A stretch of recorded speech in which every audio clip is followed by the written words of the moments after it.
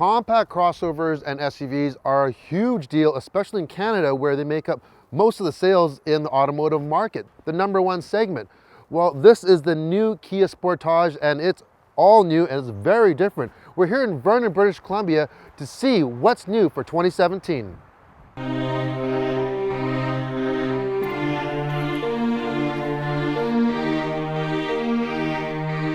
On the outside, this 4th generation Sportage still looks like a Sportage, but you can definitely tell it's entirely different than its predecessors. And with short overhangs in front and back, it just has a bold, rebellious look. There are now bifunctional projector headlights and available adaptive headlights as well. On the SX trim, you can get quad LED fog lamps or ice cube lights mixed in with the air ducts, which gives it a real smart high-end look. You can get wheels from 17-inch all the way to 19-inch alloys. The side mirrors are now larger and have better aerodynamics. The back end was equally complemented with LED taillights as well. I think they're kind of like BMW X5-ish, which is not a bad thing. And in between the two taillights is a thin reflector that connects it to, which is a very nice touch. Now, if you get the SX trim, you also get dual tuned exhaust as well. And there's just a lot of attention to detail. Overall, I really like this new look. So continuing on the sporty theme of the exterior, the interior is quite sporty as well, and you can basically equip your Sportage however fancy you want it. This is the EX trim.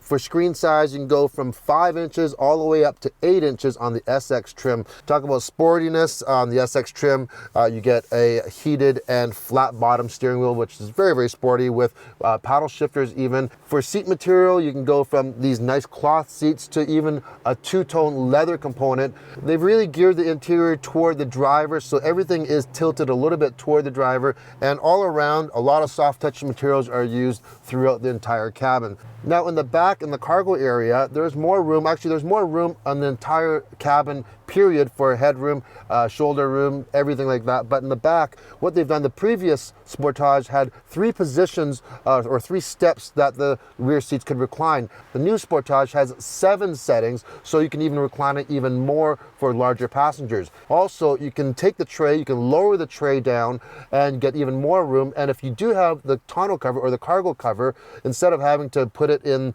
your back seat or in your garage, they have a storage area just for that, which is really handy for everyday use. And for all you tech-savvy people, there is wireless charging and Android Auto available on the new Sportage. Apple CarPlay is not available yet, but will be in the near future. The panoramic roof is now even larger, giving you an almost convertible-like experience. Also available on the Sportage is a smart power tailgate. You hear this beeping here? Well, I just stood by the tailgate for about 3 seconds and it opened by itself. There was no kicking involved or anything like that. So what's really handy is you can have your hands full of boxes, groceries, any type of cargo, and you can just stand here, it's gonna open and you put it in there. I love that feature.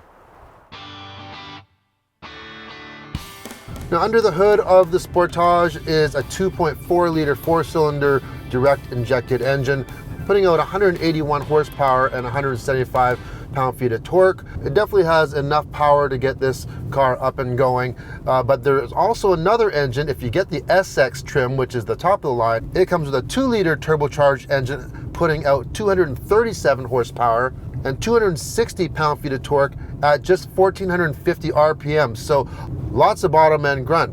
Now, even though this is based on the same platform as the Tucson, like we said earlier, there's a lot of differences that Kia is trying to do and make this more sporty and make it different than the Tucson.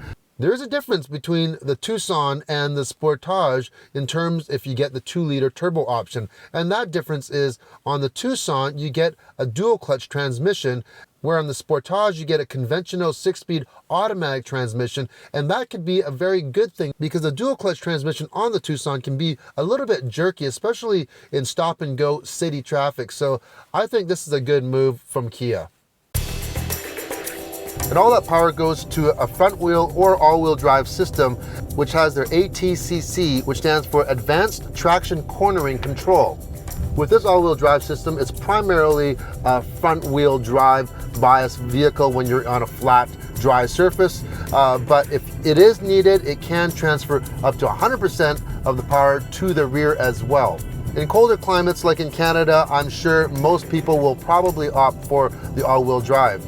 Another thing they've done on the Sportage, well, first of all, it's actually a lot stiffer, 39% stiffer than the previous model. And they've retuned the suspension front and back, as well as the steering. The steering now, the steering module is, we want to talk computers, it's went from 16 to 32-bit processing, making it even faster and making it have a better on-center feel. Now, driving around the beautiful area of Vernon, British Columbia, around the lakes and things like that, and nice twisty roads, beautiful roads here, you really get a sense of how nimble, light, and how fun this Sportage is to drive. The steering feel is excellent. It really does instill confidence, whether at slow or at higher speeds.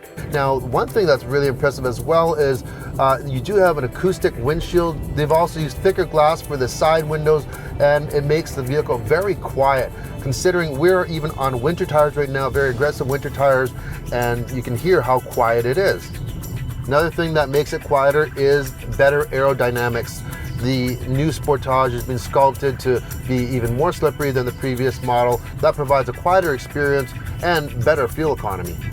I think Kia has done a very good job of making this vehicle quite sporty. We're in sport mode right now. In the drive mode, you have comfort, you have eco, and you have sport. If you go to the sport mode like we're in right now, it basically turns the steering wheel, makes it heavier.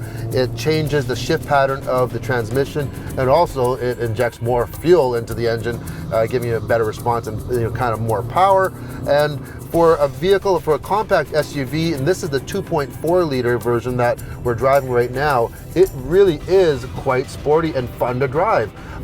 If you want even more, go for the 2 liter, you'll have a blast.